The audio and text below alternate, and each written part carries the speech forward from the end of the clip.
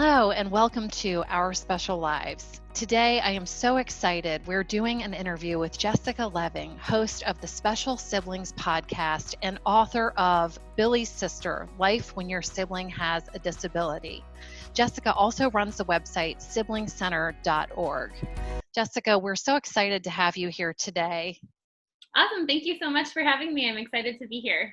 Absolutely. You know, it's a kind of a funny story. The first interview I did on this channel was about siblings, and it was with a psychologist, a counselor, and she actually recommended your book, and I linked to it, and so it's been in my show notes for like 2 months.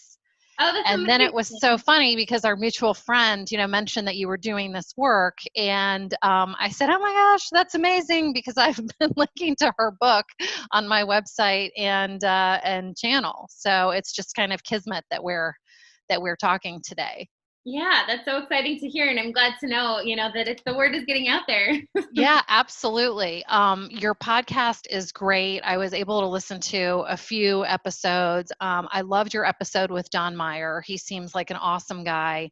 I actually ordered his book, Views from Our Shoes, which my typical son is 9 and my son with special needs is 10. So I wanted to get him something that was kind of, I didn't even know these books were out there, to be honest with you. And I sort of can't believe that I didn't realize that. But I wanted to get him something that was kind of, in his age range. Because I think your book is kind of geared more toward a younger sibling. Is that right? Totally. Yeah, it is. We say 3 and up. So yeah. Yeah. Yeah. And it's incredible that you wrote this book when you were in high school. I mean, that's fantastic. What inspired you to write the book? I mean, tell us a little bit about you and your brother and growing up and what that was like. Yeah, so my brother Billy is 6 years younger than me, and he has autism. And the book came about because when I was in high school, my brother was receiving services from a local, clinic. He was getting behavioral and speech services there, and they were a very big clinic that also did, different kinds of therapy with all families. And they mentioned to my mom, who had developed relationships with a bunch of the people, as I'm sure many parents, you get to know the different therapists and people you work with. Mentioned that they were having a bunch of siblings coming in for various behavioral issues, emotional issues, just kids coming in and having a really difficult time with whether it was directly related to like dealing with having a sibling with a disability or just acting out in other ways because maybe they weren't, getting the attention or whatever. And they said they had really been looking for resources that feature other siblings and they couldn't find any. And I've always been very interested in writing. I was on the school newspaper. I, went on to have a degree in journalism. And so my mom mentioned to me at the time, what if I wanted to write something? Could I put together just maybe a picture of me and my brother and write a little something that they could share with kids? And so I decided to ask a friend of mine who was, a budding artist, also high schooler, to draw some pictures. And I wrote a story, and it was based on, my life growing up with my brother. And most of it was based really on my own experience, but I also talked a lot with the therapists at the clinic to ask what kinds of issues were the other kids having and talking about, because truthfully, I hadn't thought about it. I hadn't really thought about how hard it is to be a sibling. I knew I had experienced it, but I hadn't stepped outside of my own experience to say this is a hard thing to deal with for kids. Until they said it. And so we really worked together to develop the content of the book. And then the clinic ended up paying for us to self-publish it. And we had a couple of copies bound at Kinko's, and they put it in their waiting room and started using it with their kids. And we ended up being able to raise some money to print another 100 copies. And for a while we sold them just around the community. And, that was, 15 years ago, something like that at this point.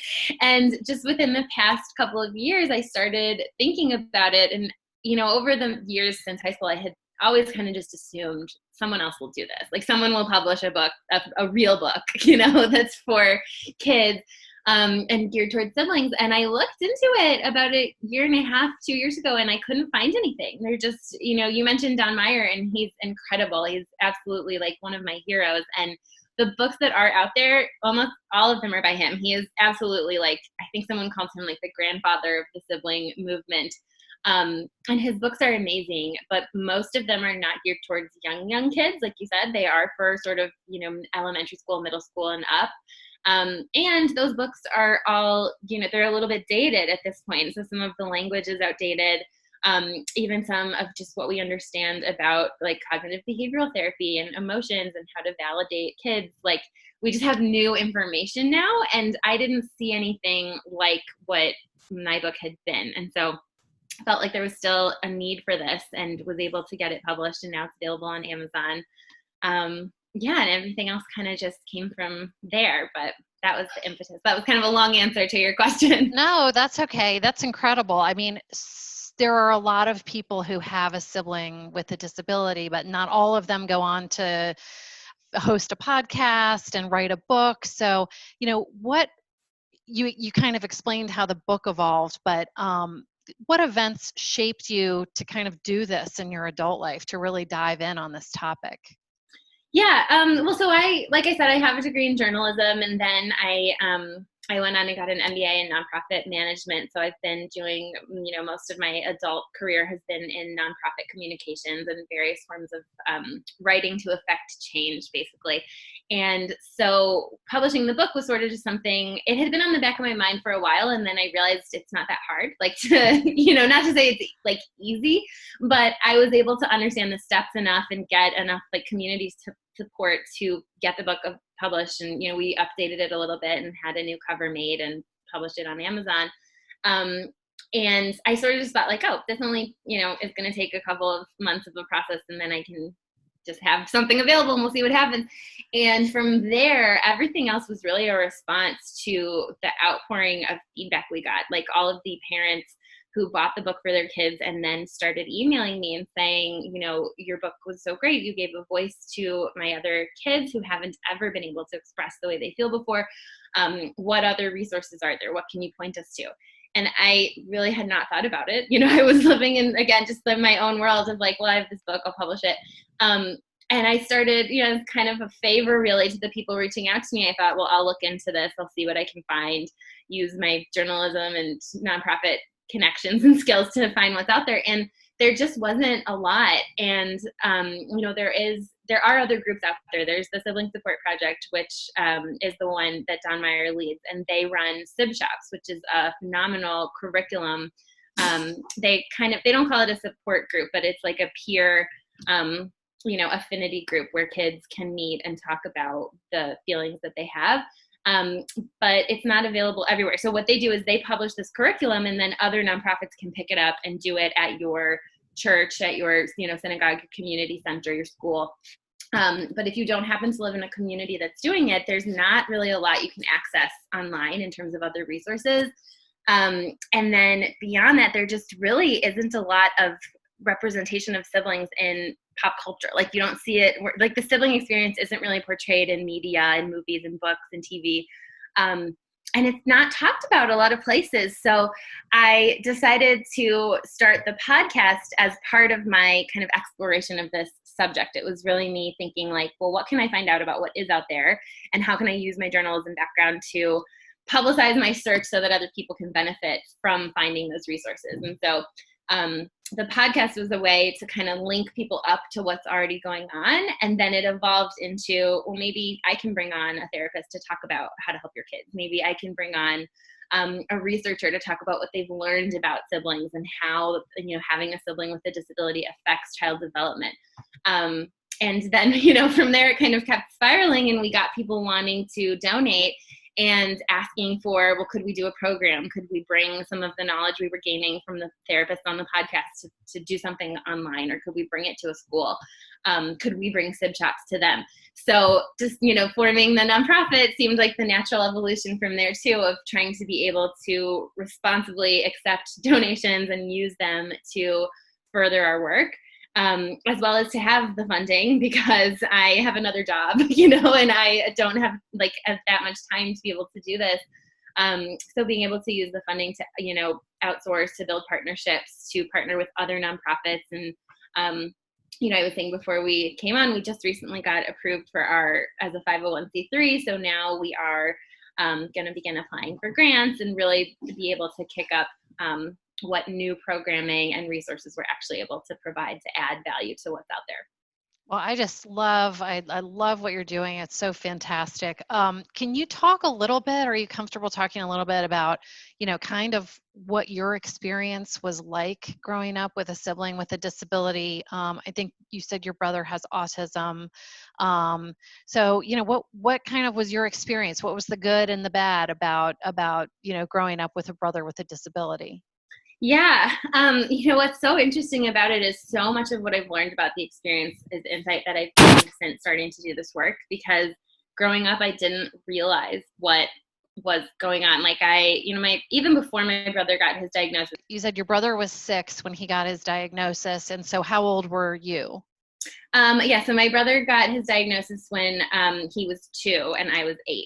Oh, gotcha. So, Okay. yeah. So we're 6 years apart. So, yeah. And so I was saying, even like before he was diagnosed, when he was born, my parents made a very big deal about how exciting it is to be a big sister. And we're really trying to make sure that I felt special too. So, and that just, special as a big sister, not even special in relation to him being special needs or whatever. So from as soon as he was born, I was his like mini mom. I wanted to push him around in a stroller and like treat him like my doll. And I think it started off being something really normal and really cute. But then as he, didn't really develop at the rate of his typically developing peers, it kind of stretched out longer than was normal. Like it might be normal for a 7-year-old to push her 1-year-old brother in a stroller and pretend he's a doll, but it's less normal when it's like a 5-year-old and an 11-year-old, and I'm still kind of taking care of him because he's, still kind of needing that higher level of care. And, I think it's subtle ways that I, kind of evolved to be, I wanted to be his protector.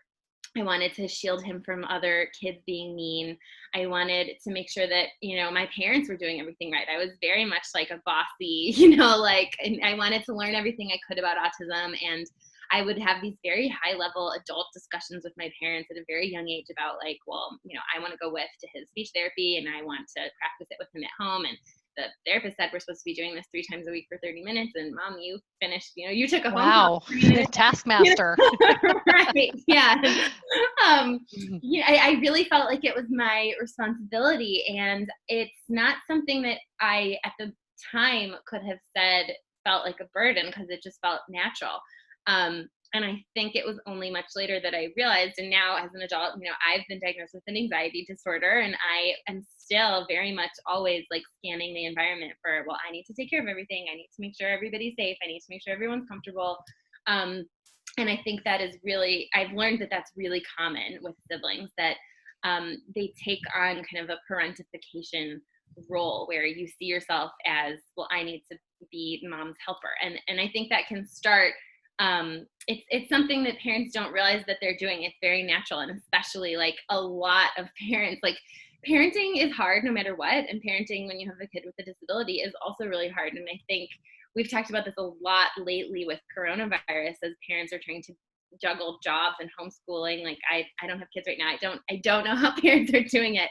And I think it's this really natural thing to say, well, I have to triage. So, the kid that can do this, like you have to help me with your brother and sister because I can't do it right now. And some of that's normal in all families, but it can be very exacerbated in, families where one child has a disability.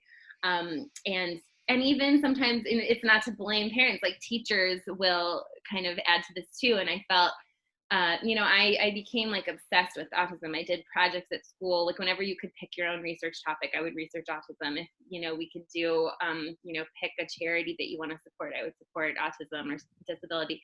And I was praised so much. Like all of my teachers, every adult in my life was like, oh my God, you're such a champion for your brother. You're such a hero. They're just showering positive feedback on you. So it just builds and builds. And I felt like I'm doing the right thing. And it didn't feel at the time like there was anything weird about that. It felt good. It felt like I'm supposed to do this. And, it only, I think maybe once I got to college and then later did I start realizing like, is that even like, I have other interests, like, can I pursue other interests? Like when I went away to college, I went to school in Boston, far away from my family in Chicago. And it was really hard. It was difficult to maintain my relationship with my brother. He was never very good at phone calls. It's a really challenging thing for him. And when I would come home, he'd be mad at me. He felt very abandoned by me. And I felt really conflicted between what was my responsibility to him versus all my friends going off to school and going on study abroad and participating in all kinds of different programs, and that's really your time to develop yourself and discover who you are. And it was a time of great conflict for me, trying to sift through what is really me and what's this responsibility that I feel, this role that I have made for myself to be my brother's like caretaker and the person who is the expert on autism and disability. So that was sort of my experience in a long answer again. No, it's so fantastic to hear from somebody who's been in it, because I know a lot of the parents that I'm friends with or that I know, I think having other children is always something that you're looking at, feeling sort of guilty about, kind of like what you just said, the triage, and the child with special needs so much, both time, emotionally, financially, that the other children, just almost by necessity can sometimes get pushed to the side. I'm kind of wondering, like, during the time that you were growing up, were you picking up on, any emotional struggles or other struggles that your parents were having? Like, how did you deal with that dynamic? Yeah, definitely. I mean, I think from the very beginning, I remember when my brother did get his first diagnosis, because I had been at ballet class and my mom normally picked me up. And I remember my grandpa ended up, because my grandpa lived in the neighborhood and was always very involved, and he picked me up. And from the beginning, I was like, Grandpa, why are you here? Where's Mom? And he was very quiet and it was very tense. And I got home and my mom was in her room with the door closed. I could hear her crying.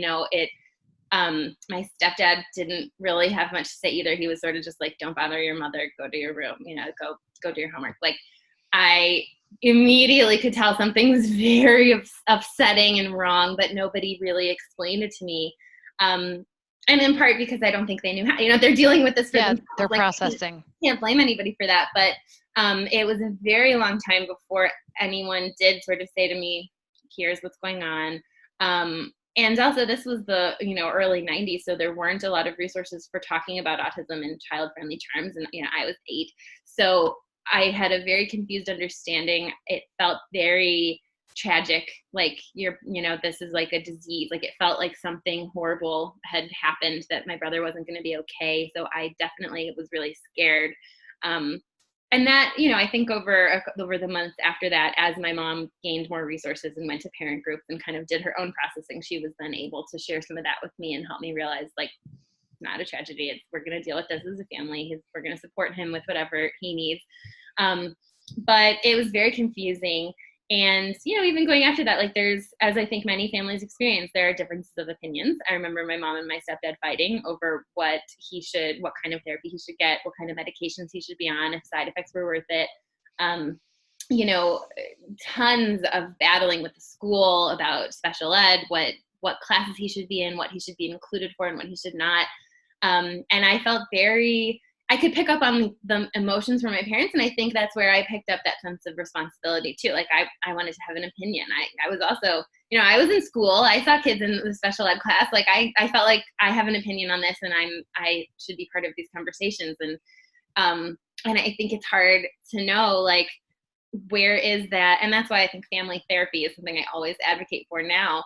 Because it's hard to know. You want to give kids a voice. Like, the siblings should have a voice, but it's also so important. And I think something that I really would have benefited from would have been, my parents being able to be in a place to say, we've got this. We want to know your opinion, but we're going to make sure it gets handled. And it's not, you don't have to worry about this. This is not your burden. Which again, like, my mom always listens to these interviews that I do, and she's always like, I'm sorry. And I'm like, and I'm like, I absolutely know parents are doing their best, but that's why I wanted to be doing this work, to give the resources to the parents, because there's no roadmap. And we're developing more and more of a roadmap for parents now that is based on, how to treat, how to do like therapies, whether you do ABA, whether you're anti-ABA, whatever it is. Like, there are now, like, there's a plethora of resources for parents. but they still don't include siblings. So that's why I wanted to get into this work, to be able to say, like, here's chapter 3, what to say to your siblings while you're going through all of this. Because Yeah. I mean, the reason I asked the question is not to point any fingers. It's just so that parents who are listening can, kind of benefit from your experience to say, I kind of wish I know my parents did the best they could. I kind of wish this had happened versus that. I also think it's kind of interesting as you're talking, just kind of the birth order of where you are relative to the special needs child. Because I know, my typical son is the younger sibling. And I feel like when you're the older sibling, because I was the oldest sibling in my family, I have 2 younger sisters. And I think it's natural as the oldest sibling to kind of adopt that caregiving role and to really want to be in charge and take the bull by the horns and all of that. And I'm just curious, like, have you done any work with siblings who are younger, and do they have the same sense like you did, that they really wanted to, like, kind of take charge in this caregiver, parentification kind of role? Totally. Yeah, it's really interesting. And we actually had a researcher come on the podcast to talk about birth order, and in addition to birth order, how different numbers of siblings can affect how this develops. Like if it's just, child with a disability and one other child in the family versus if there are 3 siblings or 4.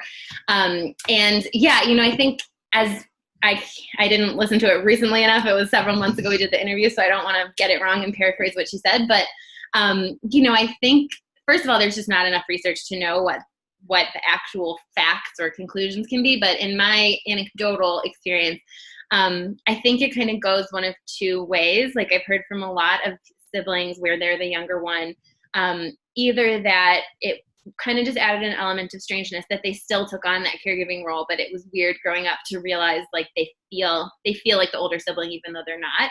And they do take on a lot of those same caregiving roles, even though maybe it takes a few more years to get there, because the birth order, they have to still get old enough to understand how to take a caregiving role. Or we can see, I think there are a lot more instances of kids being embarrassed and kind of struggling with some of those more challenging emotions when it is the other way. Because one of the benefits of me being so much older was that he was the baby when he was supposed to be the baby, and he kind of developed that way. Like I was always looking out for him and taking care of him. And I got older and was able to learn about autism and learn about, how to talk to people about autism, how to deal with like bullying or whatever. I was old enough to process that. Whereas if I had been 5 and already people were asking me about my older brother or my older sister, I don't think I would have had the language yet. And it's just, when you're younger, it's much harder to deal with, like, well, I'm not allowed to do that, so how come my older sibling is allowed to do that? Like, that's not fair, that's weird. Or, if you see people staring, it affects the entire way that you view your family and yourself as you're growing up. And I think it can be really hard. But again, certainly every experience is different and there's a lot of factors that play in. But like, I do feel very lucky that in my situation, I'm not going to say I've never felt embarrassed by my brother, because I have. And that's another topic that I think a lot of siblings deal with, feeling ashamed. Like, because your gut feeling is to feel embarrassed, and then immediately you feel ashamed. Like, I shouldn't feel embarrassed. That's not the correct emotion. That's not what my mom would appreciate. Like, that's not, I shouldn't, he doesn't mean it. I should love my brother no matter what. But it kind of doesn't change that your gut reaction is, everyone's looking at me and, I'm 14 and this is the worst thing that could ever happen, or, whatever. But I think I felt it to a much more mild degree, because I was older and able to understand, versus I think, the younger you are, the harder it is to be different, or to really understand nuances of situations. So it can be challenging. Yeah, I agree. One of the things that I do is I have a letter about my son with special needs. And when my younger son is like having friends over or those kinds of things, I will, a couple days ahead of time, send the letter to the parents. Mm-hmm. And it has very specific things like, what my son's disability is, all in very simple language, what the disability is, how to interact with him. Like you can talk to him, but he can't use the muscles in his mouth well enough to form words to speak back to you, but he loves when people talk to him, and these are the things that he's interested in. And I embed some pictures in the letter. And so it kind of helps, I think, with that worry that my younger son might have of, I don't know quite how to explain this, I don't know how to navigate this interaction with this person who's like coming over that I'm trying to form a friendship with. And it has really been very successful in kind of reducing that embarrassment or uncomfortableness, both on the part of my son and the friend. Yeah, that's And great.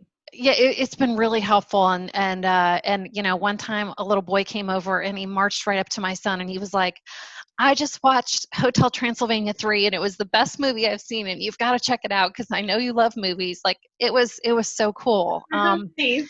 And then I know that another time I didn't do it just because I got really busy, and the child came over and you could tell he was so uncomfortable because he was not expecting to be, to be in a room with a child who's like in a wheelchair and has a lot of stuff going on. And it was a very, difficult experience that he didn't know how to process. And so I realized my mistake that night. I sent the letter to those parents and I said, I'm so sorry. I didn't mean to put your son in an uncomfortable situation. And this is the deal. But I just feel like it goes a long way toward helping that typical sibling navigate those situations before they have the words and skills to do it themselves. Yeah, I love that. And you might already have done this, but I say, post that, share, if you can share that letter with other parents or a template or something, that seems like such a valuable resource. That's a great idea. Yeah, I mean, I initially write the letter at the beginning of the school year because my son is mainstreamed to some degree. And so I wanted to have all the typical kids in his classroom have a really good understanding of what was going on, how to interact, what are the commonalities between him and another typical 10-year-old so that they can start drawing those similarities instead of viewing him as being totally different. Um, and, that has really opened, I think, a larger conversation with the parents to be able to broach this topic, because a lot of children have no experience with people with disabilities. They just don't have anyone in their family, or they haven't had any intersection in their life with someone with a disability. So starting this conversation, I think, is not only helpful in the short term, in that classroom, but I'm hoping larger, in the larger sense in their lives, it will kind of, help frame their relationship with disabled people. Yeah, absolutely. And like, it's like you said, it's really difficult with kids because I think kids naturally just don't know. Like nobody is born being judgmental, but if we don't expose kids to it and we don't name it, we can't be surprised if kids like point fingers and say like that's weird or do the wrong thing. We have to kind of be proactive about showing them and teaching them what to do and what to say, and understanding, this is what the situation is and it's fine, or here's how we react, and here are the questions that are good to ask, and here are the questions that might be hurtful, because otherwise they don't know what they're doing. Yeah, I think that's always the problem, that people are always scared that they're going to say the wrong thing or do the wrong thing and they're going to make a situation worse. And so the typical human reaction is to avoid. Mm-hmm. And then the other thing is, I've found with other young children that they can actually be scared. If they're in an unfamiliar situation, they may, say, well, can I get hurt? Can I get sick by, interacting? Like, if they don't know, again, they'll avoid. And so I want to avoid the avoidance by just kind of informing. I feel like education and understanding and information is really the bridge to that gap. Yeah, absolutely. And on the bright side, I will say, when I was looking around for books to see if mine made sense to still try and publish, there are more and more books that really do a great job of explaining, especially for younger children, about different kinds of disabilities. So there are some really great resources out there for teaching kids, empathy and understanding of wheelchairs and autism. Because that was something that was interesting to me, to see that when I searched, like sibling autism or sibling disability or whatever, there are a couple of books out there that are told from the perspective of the sibling. So I thought those were and they're so interesting to me because most of them are, hi, I'm Jessica and this is my brother, Billy, and it's okay that he has autism because here's what autism is and here are all the great things he can still do, which are phenomenal resources for teaching other kids about disabilities, but they're actually for the kid with a disability or for the other kids who are learning about disability. They're not about the sibling. So right. Oh, that's interesting. like they use the sibling kind of as a vehicle, which again makes a ton of sense. I think those books are so helpful, but it was just interesting for me to see kind of as the literature evolves. And I've seen similar things about someone posted, there was like a meme that went around, it's like, if you don't know how to treat someone with a disability, treat them the way their siblings do. And yeah. I thought it was really interesting. And it's another one that's like, yes, and like, definitely yes, but also like, look at the sibling too, and maybe ask if the sibling is okay. And also don't assume that the sibling is doing it correctly because siblings are flawed humans that are going through their own process. Yeah, absolutely. Well, another question kind of sort of related to that is, how do you think, or maybe, in your own experience or in the research you've done and the conversations you've had, what are some ways that parents can foster that relationship between a sibling and the typical sibling and a disabled sibling? There's probably lots of things that are not good and some things that are really good. So what have you found are like the top few that we should pay attention to? Yeah, totally. And I always preface that I'm not a therapist, so I don't want anyone to ever say that I'm giving Right. to. But my kind of wisdom that I've gained from all of this work is really for parents to just, first of all, validate emotions. Like that is the number one key thing, especially with younger kids, but also as kids get older, because if we didn't already do this work when they were young, your 17-year-old might seem like the most mature and emotionally, developed child ever, but they may still be struggling with, I'm embarrassed or I'm angry and I feel guilty about it, so I don't want to tell you. And I think it's so important to start young with, like you said, siblings may have some of those fears too. If you come home from a doctor's appointment and you just brought home a new piece of medical equipment for your child, it's so important to explain, this is what this is. It's, it's safe. It's not going to hurt them. It's not going to hurt you. It's not contagious. Like, very important to start with the education piece, and be really open. And then, validating, it's fine if you're scared. It's fine if you're angry. And I think that sort of goes into the relationship question, because some of the pressure that I think kids can feel is, and that I think I did sort of feel looking back, is that it had to be perfect. Like, my mom would always brag that the one good side of autism is that there's no sibling rivalry in our house, that me and my brother didn't fight. Mm-hmm. And it's interesting looking back and now when I'm talking to all these families, I think it's okay for kids to fight. I think that it's okay that we tell our kids, if your brother just came in and you just were working on an art project and he grabbed it and ruined it, yeah, you're mad, get mad. It's normal to express those emotions, and it actually helps to develop that healthy relationship, because if you have this person in your family, in your house, that you're not allowed to be mad when they do something that makes you righteously angry, you're eventually going to harbor some resentment, and that's not healthy for a relationship. So just, letting them know. We had someone on the podcast who talked about how she, she lives with her sister who has Down syndrome now. They're both in their 20s. It was a really interesting story. I listened to part of that podcast. Oh, you did? Yeah, I was like, it was incredible. I mean, she's an incredible person. Yeah, her story is amazing. But there was this one piece where she said they were at the grocery store, and I forgot the details, but her sister, I think she described it as my sister's being a brat, she was grabbing stuff that I had already said I didn't want, and she was putting it in the cart, or whatever. And she reacted in some way by being like, ugh, I said I don't want to buy that, or whatever. I said I don't like that kind, or whatever the case may be. And someone else in the grocery store gave her a look and was like, you need to be kinder to, whatever, and kind of gave her a judgmental lecture. And she was like, it's my sister. We're allowed to argue. Yeah, if this was a typical sibling, you never would have said that. Exactly. It's weird when siblings get along too well, mm-hmm. We have to be able to be honest and open. And kids need to be able to express their real feelings. And I think by letting them share the uncomfortable feelings that parents might not like, that makes parents feel like, oh, but I don't want you to be mad at your sibling because it has this added weirdness because your sibling truly didn't know any better.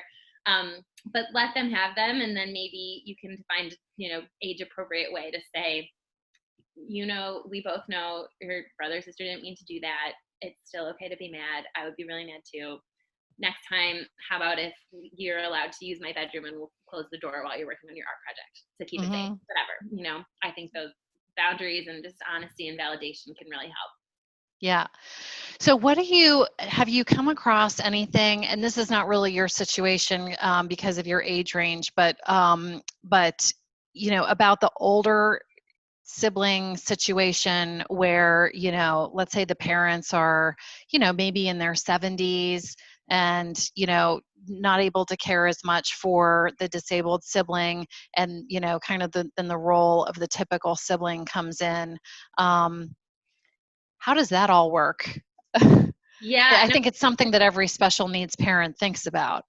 Totally. It's a great question. And luckily, so again, when I was doing some of the work to find resources out there is another organization called the Sibling Leadership Network, and they are phenomenal, and they have a ton of resources for adults to navigate how to access funding, how to set up and it's really how to have the conversations with your parents who hopefully have already set up a trust, work with the lawyers and financial advisors, or however your family is dealing with what is the financial planning going to look like for after the parents are gone or are no longer able to care for them.